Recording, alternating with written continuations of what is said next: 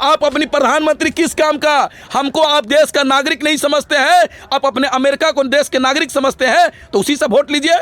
हम आपको प्रधानमंत्री नहीं मानते हैं। आप जब हमको अपना नागरिक नहीं मानिएगा तो हम प्रधानमंत्री क्यों मानेंगे? अब बताइए ना, किसान 200 से ज्यादा शहीद हो गया, उसके बारे में एक ट्वीट नहीं करते प्रधानमंत्री जी, लेकिन अमेरिका में एक छोटी सी घटना घट जाती है, व्हाइट हाउस में तो वहां ट्वीट कर देते हैं, संवेदना व्यक्त करते देते हैं। तो भाई आप प्रधानमंत्री पाकिस्तान का है या अमेरिका का है या हिंदुस्तान का है, यह मोदी जी को तय करना होगा। आज तय करें कि आप प्रधानमंत्री कहाँ के हैं। बिरयानी खाने नवाज शरीफ के बेटी की शादी होता है, माँ का तबीयत खराब होता है, मृत्यु होता है, तो आप उनमें संवेदना व्यक्त कर देते हैं, बिरयानी खाने चल जाते हैं पाकिस्तान। नमस्कार, मैं सुनील चौरसिया और आप देख रहे हैं अखिल भारत न्यूज। आज मैं गाजीपुर बॉर्डर पे हूँ और मेरे साथ एक तेज तर्रार किसान नेता शौकत अली जी हैं, जो बिहार से इस किसान आंदोलन को सपोर्ट करने के लिए आए हैं। तो शौकत जी, आप यहाँ पे कब से हैं? लगातार हम 2 जनवरी से इस कृषि आंदोलन के खिलाफ इस आंदोलन में लगातार बने हुए हैं और 26 जनवरी के परेड जो निकला था, ट्रैक्टर परेड, उसमें भी हम शामिल थे। अच्छा, आप शामिल थे जी। तो दंगा करने में भी आप थे? देखिए, दंगा तो सीधे तौर से पूरी दुनिया जान चुकी है कि दंगा का साजिश कौन किया था। ये भाजपा के लोग किसानों को बदनाम करने के लिए सारे षड्यंत्र को रच रहे थे। और सिंधु बॉर्डर पर जो घटना घटी, लाल किला पर जो घटना घटी, इसका सारा जिम्मेदार बीजेपी के लोग हैं। क्योंकि आपने देखा होगा, दीप सिद्धू कौन है? मोदी जी का दामाद थोड़ी है, योगी जी का दामाद थोड़ी है, भाजपा वालों को जीजा थोड़ी है। वह भाजपा के आदमी था, आरएसएस का आदमी था। और पकड़ गया दीप सिद्धू? हाँ बिल्कुल, पकड़ना तो तब तक पहले दिन से ही पकड़ना था, लेकिन ये सरकार राजनीति कर रही थी। लेकिन हम लोगों के दबाव से, किसानों के दबाव से, पूरे देश के लोगों के दबाव से उसको मजबूरन पकड़ना पड़ा। सरकार पहले पकड़ ले तो आप बोलोगे अपना बंदा था, पहले पकड़ लिया, उसको सेफ्टी दे दी है। सरकार अगर लेट पकड़े तो आप ये बोलोगे कि सरकार ने उसको लेट पकड़ा है? नहीं, अरे भाई, जब कोई भी अपराधी हो उसको तुरंत पकड़ा जाता है ताकि दूसरी कोई अपराध ना करे। और उसने तो तिरंगा का अपमान किया है, हमारे देश की धरोहर लाल किला को अपमान किया है, तो उसको तो पहले पकड़ने की जरूरत थी, और ताकि वो ऐसी दोबारा घटना ना घटे। और ये कहीं ना कहीं ये सरकार किसानों को बदनाम करने के लिए सारी हथकंडे अपना रही है। 26 जनवरी के बाद आपने देखा होगा, भाजपा का विधायक गुज्जर आके यहाँ पर बोल रहे हैं किसानों को जूता मारो, और मोदी जी कह रहे हैं कि हमारे किसान पिता के समान है। तो कौन बेटा है जो अपने बाप को, पिताजी को जूते खाने के लिए रोड पर छोड़ देगा? शर्म आना चाहिए ऐसा बेटा को जो कहेगा कि हमारे किसान दिल में है लेकिन किसानों पर अत्याचार होगा। कहेगा, मोदी जी कहेंगे किसान हमारे दिल में है, भगवान है, ये है, और लेकिन किसानों पे अत्याचार करेंगे, उनका टॉयलेट बंद कर देंगे, बिजली बंद कर देंगे, पानी बंद कर देंगे, इंटरनेट बंद कर देंगे। यही भगवान है क्या? भगवान के साथ यही सुलूक किया जाता है, अपने पिताजी के साथ यही सुलूक किया जाता है। कहीं ना कहीं ये सरकार इस आंदोलन को दबाना चाहती है, लेकिन ये आंदोलन दबेगा नहीं, क्योंकि नदी का रास्ता पहाड़ कभी नहीं रोक सकती है। नदी अपना रास्ता पहाड़ को चीर कर बनाता है। उसी तरीके से किसान आंदोलन तब तक चलता रहेगा जब तक तीनों कृषि कानून रद्द नहीं हो जाता, एमएसपी पे कानून नहीं बन जाता। हमारा खुले तौर से ये कहना है, तभी हमारा घर वापसी होगा जब ये कृषि कानून वापसी होगा। आप पर्सनली मोदी जी से नाराज हो या भारतीय गवर्नमेंट से नाराज हो? देखिए, मैं मोदी जी मेरा खेत थोड़ी ले लिए हैं, हमारा थोड़ी खेत ले लिए हैं, पर्सनली दुश्मनी है। दुश्मनी उनकी विचार से है कि जिन्होंने 2014 में वादा किया था किसानों की आय दोगुनी होगी, युवाओं को हर साल रोजगार मिलेगा, 2 करोड़, महंगाई कम होगी। वही दुगनी करने के लिए तो कानून आए हैं। आप एक बार इनको पढ़ें, एक बार इनको मतलब इनका वो करें, निर्वहन करें, उसके बाद ही तो पता चलेगा कि आय दोगुनी हो रही है या नीचे जा रही है। आपको पता होना चाहिए, इस कृषि कानून को हमने अच्छे तरीका से पढ़ा है, और इस कृषि कानून से ये जहर है, किसानों के गले में फांसी का फंदा है, इसलिए देश में कृषि कानून लगना नहीं चाहिए। और आपने कहा कि इस कृषि कानून लगने से किसानों की आय दोगुनी हो जाएगी, तो जो किसान खेती करता है, मैंने नहीं कहा, ये कानून कह रहा है, ये सरकार कह रही है। हाँ बिल्कुल, आपकी बात नहीं कर रहे हैं हम, ये सरकार ही कह रही है। तो आप बताइए ना, जो कानून किसान खेती करता है, किसान दिन रात अनाज उगाता है, उसको कानून समझ में नहीं आ रहा?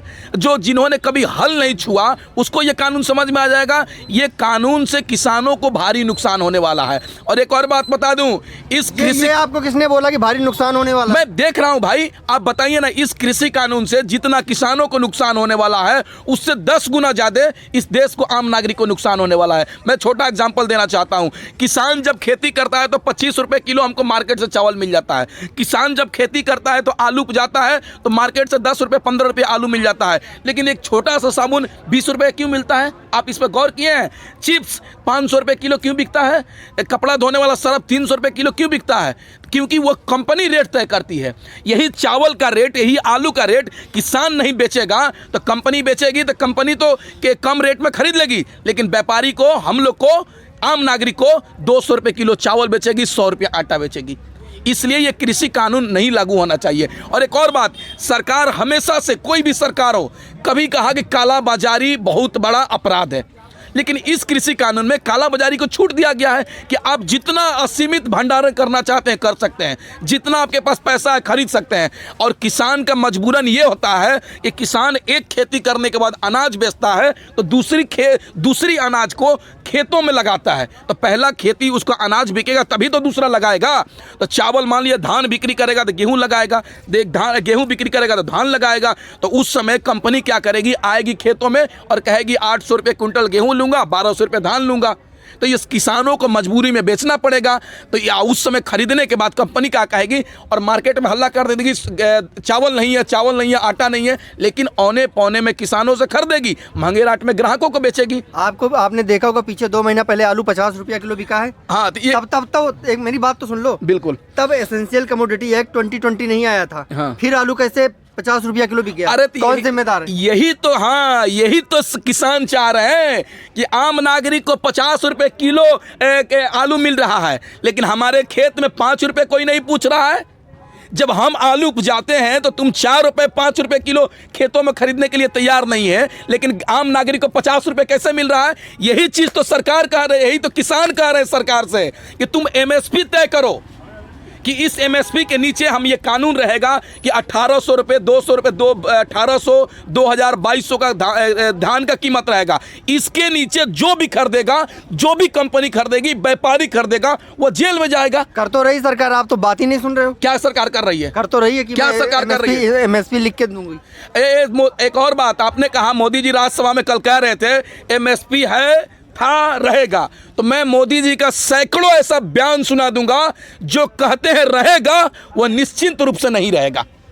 उन्होंने कहा कि मैं देश को बिकने नहीं दूंगा, लेकिन देश के हर बड़ी बड़ी चीज़ों को बेच रहे हैं। डालमिया को बेच दिए, लाल किला को, रेलवे बेच रहे हैं। बोले कि हर साल 2 करोड़ युवाओं को रोजगार देंगे। उन्होंने रोजगार नहीं दिया, बल्कि 2 करोड़ युवाओं को रोजगार छीन लिया। उन्होंने कहा किसानों की आय दोगुनी होगी, तो किसानों की इतनी आय दोगुनी हो गई कि किसान सड़क पर आकर आंदोलन करने पर बेबस हो गया। उन्होंने कहा महिलाओं को सुरक्षा मिलेगा। आज महिलाओं के साथ जिस तरीके से घटना घट गई उत्तर प्रदेश में, हाथरस में, वो कौन जिम्मेदार है भाई? मैं कह देता हूं, मोदी जी जो कहते हैं उसका निश्चिंत रूप से विपरीत होगा। और मैं लिख के देता हूं, आपके चैनल के माध्यम से कहना चाहता हूं, मोदी जी ने कहा MSP था, है, रहेगा। MSP ना था, ना है, ना रहेगा। इसीलिए किसान की लड़ाई यही है। मतलब जिस तरह से प्रधानमंत्री ने बोला है कि ये आंदोलन केवल और केवल आंदोलन जीवियों की वजह से जीवित है, कि कुछ लोगों को चाहिए कि ऐसे आंदोलन चलते रहे, ऐसे आंदोलन चलने के लिए ऐसे लोग हमेशा चाहते हैं कि देश में कुछ ना कुछ बना रहे, इसीलिए आंदोलन चल रहा है। एक मैं बात बता देता हूँ, भारत देश आंदोलनकारियों का देश है, क्योंकि हमारा देश जब गुलाम था तो हमारे जैसे और आपके जैसे आंदोलनकारी ने इस देश को आज़ादी दिलाने के लिए फांसी को, फंदे को चूम लिया था, अपनी कुर्बानी दे दिया था।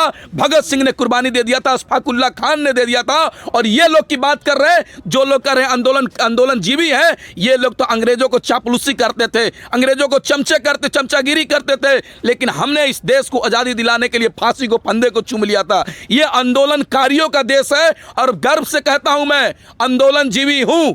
और आपके जैसे प्रधानमंत्री, प्रचार मंत्री नहीं हूं। हमारे देश में अब 2 प्रधानमंत्री रखने की जरूरत है। इसलिए एक प्रधानमंत्री अपने पार्टी का प्रचार करेगा और दूसरा प्रधानमंत्री देश का विकास करेगा, क्योंकि मोदी जी को प्रचार करने से फुर्सत ही नहीं रहता है कि देश के विकास करेंगे। आप बताइए ना, बिहार में चुनाव हुआ, चले गए, बंगाल में चुनाव हो रहा है, चले गए, दिल्ली में नगर निगम का चुनाव हुआ, चले आए, फिर उत्तर प्रदेश में चुनाव होगा 22 में, चले जाएंगे, पंजाब में चुनाव होगा, चले जाएंगे। अरे भाई 20, 21, 22, 23 अब प्रचारे करते रहिएगा तो विकास कब होगा? इसलिए इस देश में 2 प्रधानमंत्री बनाने की जरूरत है। और ये भाजपा सरकार किसानों को बदनाम करना चाह रही है, गुमराह करना चाह रही है कि हम किसानों की आय दोगुनी करेंगे। मोदी जी, आप ये कृषि कानून रद्द करें, नहीं तो वही हाल होगा। एक बिहार में हमारे यहाँ कहावत है, तो चोर को पुलिस ने पकड़ के थाने में लेकर आया, तो चोर से पुलिस ने पूछा, तुम 10 प्याज खाओगे या 10 जूता खाओगे? तो चोर ने कहा कि हम जूता नहीं खाएंगे, प्याज खाएंगे। तो प्याज खाने लगा तो उसको तीता लगने लगा प्याज, तो बोला हम प्याज नहीं खाएंगे, जूता खाएंगे। तो उसके साथ क्या हुआ? प्याज भी खाया, जूता भी खाया। और ये कृषि कानून भी रद्द करेंगे और एमएसपी पे कानून बनाएंगे। ये लोग कुछ दिन पहले कह रहे थे ये किसान नहीं है, मुट्ठी भर किसान है, ये तो खालिस्तानी है। आप ये बताइए कि जिस तरह आप इन शब्दों का प्रयोग कर रहे हैं, जिस भाषा का प्रयोग कर रहे हैं, कि एक प्रधानमंत्री पद के लिए ये भाषा संयमित भाषा है? प्रधानमंत्री मान लीजिए गलत हैं, लेकिन आप तो समझदार हैं, आप तो सही हैं। क्या इस तरह की भाषा बोलना है? मैं बात बता देता हूं, हमारे देश के प्रधानमंत्री आदरणीय नरेंद्र दास दामोदर मोदी जी ने अपनी गरिमा को खो चुका है, क्योंकि देश के लोग, जो देश के असल नागरिक है, किसान, वो जब सड़क पर आता है, 3 महीने तक धरना प्रदर्शन करता है, तो उसके बारे में एक ट्वीट तक भी नहीं करते हैं, उसके बारे में संवेदना व्यक्त नहीं करते हैं। तो आप अपनी प्रधानमंत्री किस काम का? हमको आप देश का नागरिक नहीं समझते हैं, आप अपने अमेरिका को देश के नागरिक समझते हैं, तो उसी से वोट लीजिए। हम आपको प्रधानमंत्री नहीं मानते हैं। आप जब हमको अपना नागरिक नहीं मानिएगा तो हम प्रधानमंत्री क्यों मानेंगे? अब बताइए ना, किसान 200 से ज्यादा शहीद हो गया, उसके बारे में एक ट्वीट नहीं करते प्रधानमंत्री जी। लेकिन अमेरिका में एक छोटी सी घटना घट जाती है, व्हाइट हाउस में तो वहां ट्वीट कर देते हैं, संवेदना व्यक्त करते देते हैं। तो भाई, आप प्रधानमंत्री पाकिस्तान का है या अमेरिका का है या हिंदुस्तान का है, यह मोदी जी को तय करना होगा। आज तय करें कि आप प्रधानमंत्री कहाँ के हैं। बिरयानी खाने नवाज शरीफ के बेटी की शादी होता है, माँ का तबीयत खराब होता है, मृत्यु होता है, तो आप उनमें संवेदना व्यक्त कर देते हैं, बिरयानी खाने चल जाते हैं पाकिस्तान। लेकिन किसान आपके आवाज से 10 किलोमीटर दूरी पर धरना प्रदर्शन कर रहा है, तो उससे मिलने नहीं आ रहा है। भाई, कैसा आपका किसान प्रेम है? आपका कैसा देश प्रेम है? आप कैसा देशभक्त है? कि देशभक्त असली जो पूरे दुनिया को रोटी खिलाता है, वो सड़क पर है और आप उससे मिलने तक भी नहीं आ रहे। दुर्भाग्य है इस देश का। एक बात कह देते हैं मोदी जी, हमारा लड़ाई आपसे लंबा चलेगा जब तक ये कृषि कानून रद्द नहीं हो जाता है, किसानों की मांग पूरी नहीं हो जाती है, तब तक हमारा आंदोलन जारी रहेगा। हम लोग पीछे नहीं हटने वाले हैं। चलिए, बहुत बहुत शुक्रिया हमसे बात करने के लिए। तो जैसा कि देखा, ये युवा किसान है देश का, जो बहुत ही गुस्से में है। आगे की अपडेट के लिए भी देखते रहिए अखिल भारत न्यूज। नमस्कार।